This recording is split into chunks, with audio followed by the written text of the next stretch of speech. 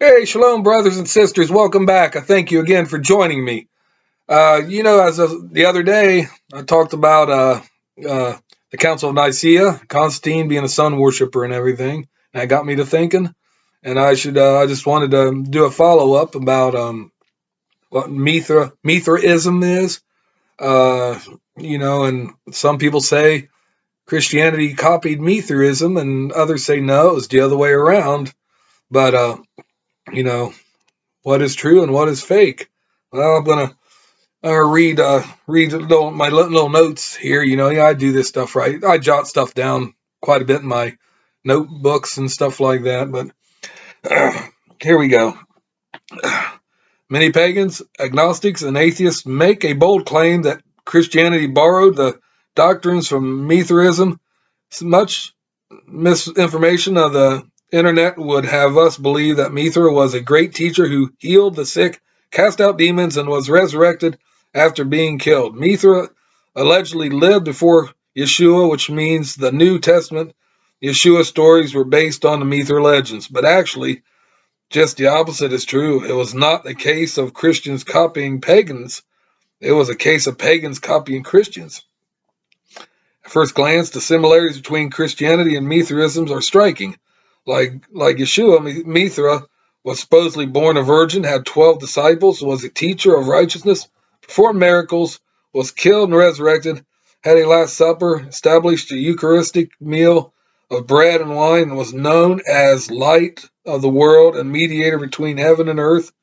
Since Mithraism preceded Christianity by some 200 years, is it not obvious? It is asked that the latter copied the former. In other words, isn't it obvious that the gospel narratives were drawn from pagan sources? Not at all. First, similarities between two belief systems do not necessarily mean that one copied the other or that the two have a common origin. The gods and goddesses of ancient pagan cultures were often personifications of a phenomena of nature: thunder, lightning, rain, hail, wind, daily and seasonal cycles, and so on.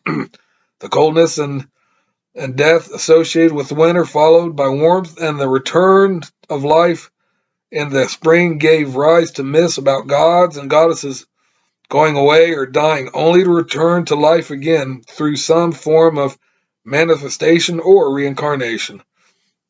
As a result, we should not be surprised to find certain similarities between belief systems that arose independently of each other.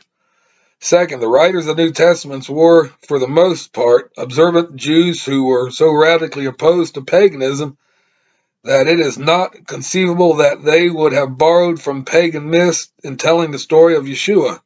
They were, in fact, eyewitnesses of these things. Luke 24, verse 48, and Acts chapter 5, 32, and inspired by Yahweh to write what they personally witnessed. 2 Timothy chapter 3, 16.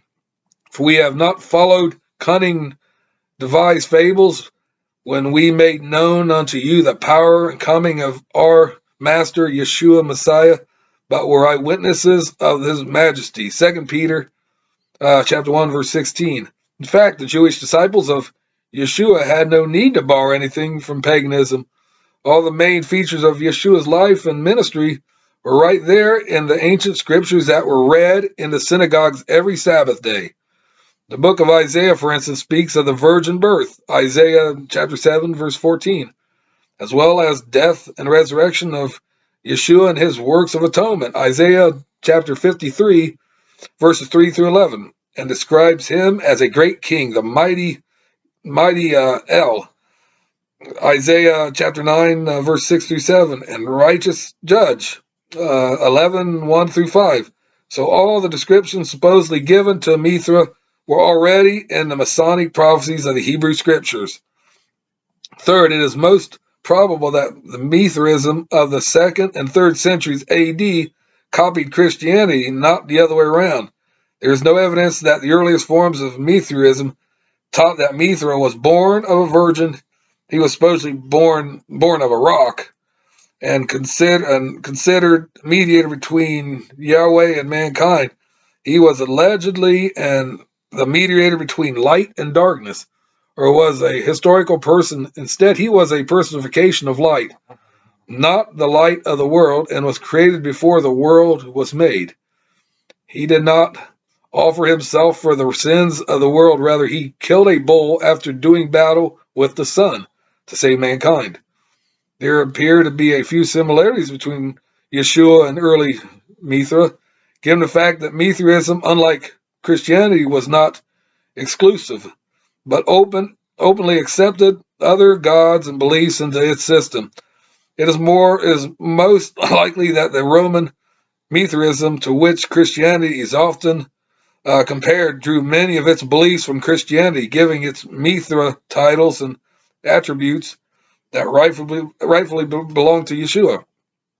As an afterthought, it is not much more probable that Satan, a great impostor, counterfeiter, misinterpreter, and father of lies, which you find in John chapter 8:44, full well knowing the prophecy of the Old Testament, would historically place his counterfeit pagan legends before Yeshua Messiah, hoping to thwart, confuse, and deter believers today. Beware that no man deceive you. Matthew 24, verse 4. Counter to the falsehoods, exaggerations, and misconceptions of Yeshua denying modernisms, the exact opposite is true. Mithraism copied Christianity. And it's proven there. It's proven there, and we got faith, and we can prove that. You know, it wasn't, Yeshua didn't invite all these pagan belief systems to come in and accept them and mold them up, synchronism or anything like that. But Mithraism did that. Oh, whatever came in, they just molded it and shaped it into their belief system and doctrine. And I just wanted to share my notes with you there on, because a lot of, I've heard it too. A lot of people, atheists said, Christianity was, copied from paganistic religions and thoughts. And that's not true. That's simply not true. I got the faith, got the scriptures to prove it. And the points that I pointed out there, that's proof enough too. But anyways, I thank you again for joining me until we meet again. And just do me a favor and give me a big thumbs up. I'd appreciate that. And feel free to subscribe and hit that notification bell. Watch my other videos. And until we meet again, thank you again for joining me. And peace out and shalom.